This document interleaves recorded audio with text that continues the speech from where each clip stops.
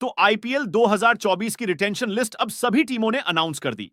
सभी टीमों ने अपनी टीम से किस किस प्लेयर को रिटेन किया, किस किस प्लेयर को छोड़ा और उनके पास कितने पैसे बचे हुए हैं, और लास्ट किन टीमों ने ट्रेड करके किस प्लेयर को अपने टीम में लिया, इन सब पे आज हम बात करेंगे।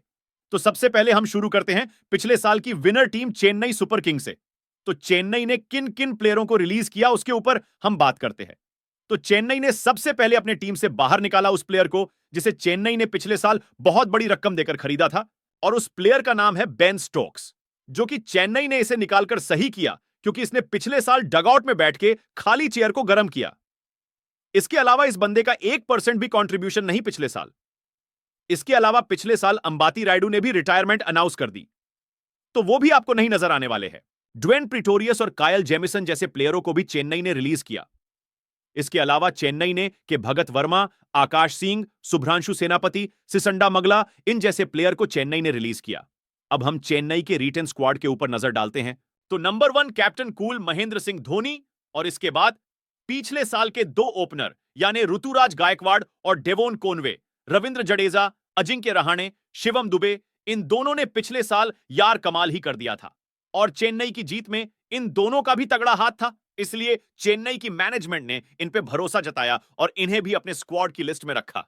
इसके अलावा मोइन अली, दीपक चहर, मिचेल सैंटनर, ठीक्षणा पथिराना, मुकेश चौधरी, इस बॉलर ने तो पिछले साल सभी लोगों को इंप्रेस किया था।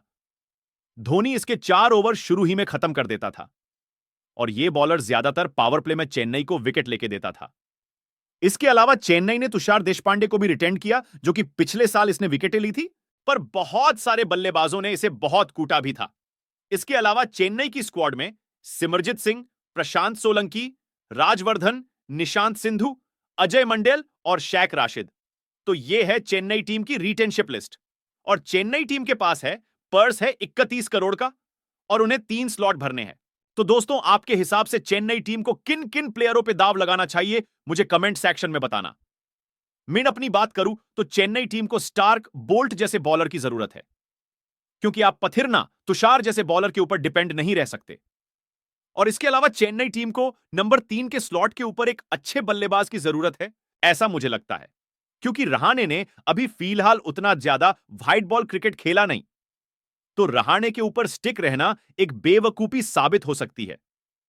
हालांकि रहाणे ने पिछले साल अपनी परफॉर्मेंस से सभी को चौंका दिया था। क्या वो वही फॉर्म इसी साल भी दोहराएंगे, इसी के ऊपर मुझे थोड़ा डाउट है। तो इसलिए चेन्नई को रचिन रविंद्र जैसे बल्लेबाजों पर दाव लगाना ही चाहिए। अब हम बात करते एमआई पल्टन की। तो भाई, एमआई और जीटी के बीच का क्रिस्टोफर नोलन के मूवी के जैसा दिमाग घुमाने वाला ड्रामा आखिरकार खत्म हो गया, और फाइनली ऑफिशियली यह कंफर्म हो गया कि अब आपको हार्दिक पांडे मुंबई इंडियंस की ओर से ही खेलते नजर आएंगे। और अब सिर्फ यह देखना बनता है कि इस टीम का कैप्टन कौन होगा।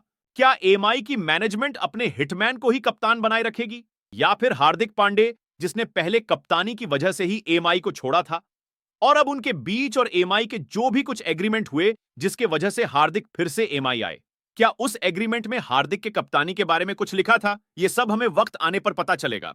पर मैं आपसे पूछना चाहता हूं कि आप किसे एमआई टीम का कप्तान देखना चाहते हो, कमेंट में बताना।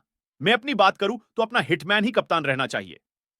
जिसने अपनी कप्तानी में 1 नहीं 2 नहीं 5 बार टाइटल जिताया, उसे ही आप एज प्लेयर खिलाओगे, तो ये एक बड़ी इंसल्ट होगी। और मैं आपको यह न्यूज बताता हूं कि ट्रेड करने की डेट को 12 दिसंबर तक बढ़ाया गया।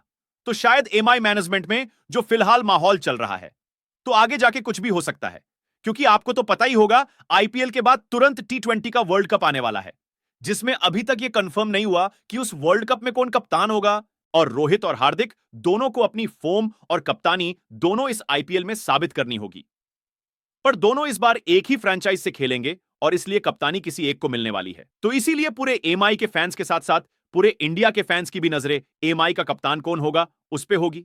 अब हम बात करते हैं एमआई टीम ने किन किन प्लेयरों को रिलीज किया, उस पे नजर डालते हैं। तो ये रही लिस्ट, जिसमें जोफ्रा आर्चर ही एक बड़ा नाम नजर आएगा, जिसे एमआई ने बड़ी रकम देकर बड़ी उम्मीदों के साथ खरीदा था। ये बंदा चोट के कारण आधा मैच खेला नहीं, और जीतने मैच खेला उसमें तो वो बुरी तरह पीटा। इसके अलावा एमआई के रिलीज लिस्ट में डुआन जनसेन, जेएचआई रिचर्डसन, मेरेडिथ, जॉर्डन जैसे नाम भी नजर आएंगे। अब एमआई के स्क्वाड के बारे में बात करें तो अपना hitman Surya Kumar Yadav, Ishan Kishan, Hardik Pandey, Tilak Varma, David Brevis, Tim David, Nehal Wadhera, Jasprit Bumrah, Akash Piyush Chawla, क्योंकि पीयूष चावला मेरे ख्याल से अच्छा डिसीजन है। जैसे पीयूष चावला रिलीज नहीं किया क्योंकि एमआई के पास कम पैसे बचे हैं और उन्हें 3 स्लॉट भरने हैं। और आपको पता है केशव महाराज और एडम जेम्पा ये स्पिनर 5 करोड़ के ऊपर ही जाएंगे और एमआई को सख्त जरूरत है एक पेसर की जो जसप्रीत बुमराह का साथ निभाए, जो कि होंगे ट्रेंट बोल्ट, स्टार्क और बाकी कई बढ़िया बॉलर होंगे जो ऑक्शन लिस्ट में होंगे और एमआई मैनेजमेंट की ज्यादातर उन पे ही नजर होगी। इन सभी बॉलर की प्राइस 8, 10, 12 करोड़ जाएगी और एमआई इन्हीं में से किसी एक बॉलर के पीछे पड़ेगी। वो कौन होगा मुझे पता नहीं। तो एमआई के फैंस आप अपनी टीम में किसे लेना चाहोगे कमेंट में बताना। अब हम बात करते हैं किंग कोहली की आरसीबी टीम के बारे में। तो आरसीबी ने किन किन प्लेयरों को रिलीज किया उस पर नजर डालते हैं। तो आरसीबी ने हंसरंगा को रिलीज किया जिसे बड़ी प्राइस पे लिया था। तो आरसीबी ने शायद हंसरंगा को इसलिए रिलीज किया होगा ताकि वो उसे कम दाम पर खरीद सके। और आरसीबी के पर्स में भी बाकी टीमों के कंपैरिजन में सबसे ज्यादा पैसे हैं। ये आरसीबी ने अपने इंस्टा पोस्ट पे भी बताया है। हालांकि अब पैसे कम हुए होंगे क्योंकि आरसीबी ने ट्रेड करके 17.5 करोड़ के एमआई के कैमरन ग्रीन को अपनी टीम में ले लिया। और ग्रीन आने के बाद आरसीबी का स्क्वाड कुछ इस प्रकार का लगता है। King Virat, Faf du Plessis, Rajat Patidar, Glenn Maxwell, Cameron Green, Dinesh Karthik जो कि मुझे एक वीक पॉइंट लगते हैं। और इसके अलावा बॉलिंग में आप देखोगे कि तो सिराज के अलावा कोई बढ़िया बॉलर नहीं नजर आ रहा है। तो आरसीबी टीम की भी इस बार ऑक्शन में नजर होगी बॉलर पर। और मुझे भी लगता है इस बार के मोस्ट एक्सपेंसिव प्लेयर बॉलर ही होंगे। और आरसीबी ने एक बहुत बड़ी गलती की, उन्होंने जोश हेजलवुड को रिलीज किया जो कि उसने आरसीबी के लिए बॉलिंग में बढ़िया करके दिया था और आरसीबी ने उसी को ही रिलीज किया। अब वो बॉलर ऑक्शन में उनके हाथ आता या नहीं, ये वक्त आने पर पता चलेगा। तो आरसीबी के फैंस से मैं ये पूछना चाहता हूं कि आप एक प्लेयर का नाम बताओ जो आप किसी भी हाल पे अपनी टीम में चाहते हो। अब हम बात करते हैं उस टीम की जिसने अपने पहले सीजन में विनर का टैग और दूसरे सीजन में की फाइनलिस्ट का टैग हासिल किया था, यानी गुजरात टाइटंस की। हार्दिक पांडे के जाने के बाद सारा का सारा जिम्मेदारी गुजरात के मैनेजमेंट ने गिल पे सौंपी, जो कि मेरे ख्याल से एक गलत डिसीजन है। आपके पास केन विलियमसन जैसा कप्तान होने के बाद भी आप गिल के पास गए, जिसे अभी तक कप्तानी का एक्सपीरियंस भी नहीं है। शायद इस कप्तानी के बोझ के तले बंदे की बैटिंग में भी डीप आ सकता है। खैर, अब गुजरात ने किन किन प्लेयर को रिलीज किया उन पे चर्चा करते हैं। तो गुजरात ने यश दयाल को रिलीज किया और यह वही बॉलर है जिसका का बेस्ट जिगरी फेवरेट फ्रेंड है अपना रिंकू सिंह। और आपका याद ही होगा रिंकू ने पिछले आईपीएल में यश को एक कैसा गिफ्ट दिया था जो यश दयाल अपनी लाइफ में कभी नहीं भूल सकता। और यश दयाल के अलावा गुजरात ने केएस भरत, अल्जारी जोसेफ, शिवम मावी जैसे प्लेयरों को भी रिलीज किया। अब हम गुजरात की फिलहाल की स्क्वाड के ऊपर नजर डालते हैं। तो captain Shubman Gill, Matthew Wade, Kane Williamson, David Miller, Wriddhiman Saha, Sai Sudharsan, Abhinav Manohar, Rahul Tewatia और बॉलर में राशिद खान, शामी, जोशुआ लिटिल, मोहित शर्मा, नूर अहमद। तो भाई मिलर के अलावा इस टीम को एक और फिनिशर जरूरत है और शमी के साथ नया बॉल और डेथ बॉल डालने वाला बॉलर भी चाहिए, ऐसा मुझे लगता है। और गुजरात के पास पैसे बचे हैं सबसे कम 13.5 करोड़ और उनके 2 स्लॉट खाली है। तो देखते हैं जीटी क्या करती है ऑक्शन में।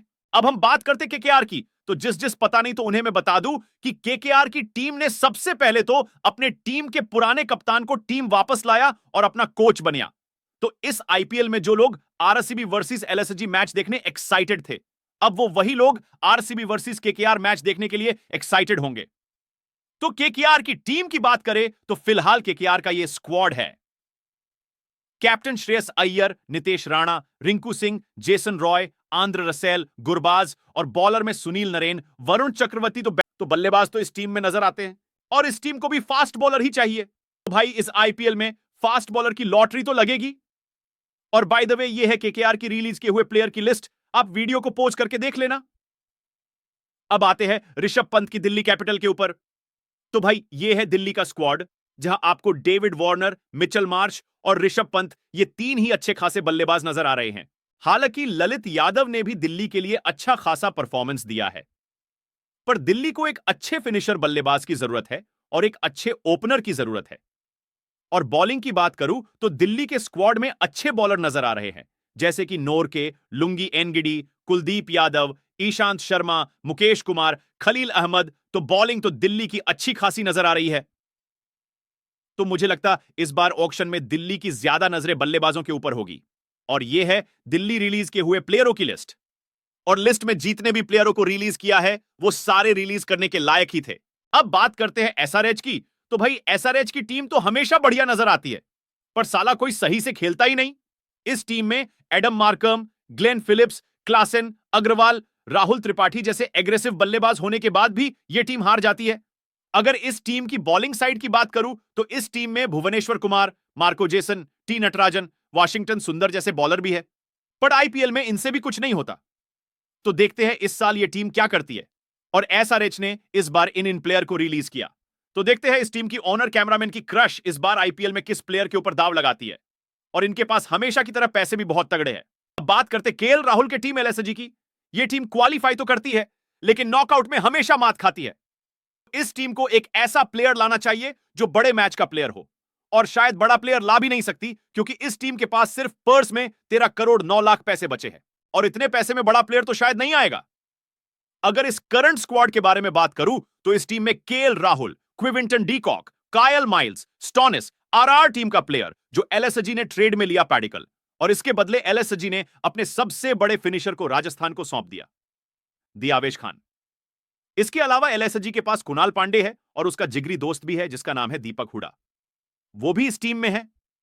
तो इस टीम की बल्लेबाजी तो अच्छी खासी है, पर नॉकआउट में चौक कर दी है। और इस टीम में बॉलिंग साइड की बात करूं तो इस टीम में मोहसिन खान के अलावा बढ़िया बॉलर नजर नहीं आ रहा है। मार्कवुड है पर वो 2 मैच में अच्छा करेगा और बाकी के मैच में कूटता रहेगा। तो एलएसजी को इस ऑक्शन में बॉलर के ऊपर दाव लगाना पड़ेगा। अब हम बात करते हैं संजू की राजस्थान रॉयल्स की।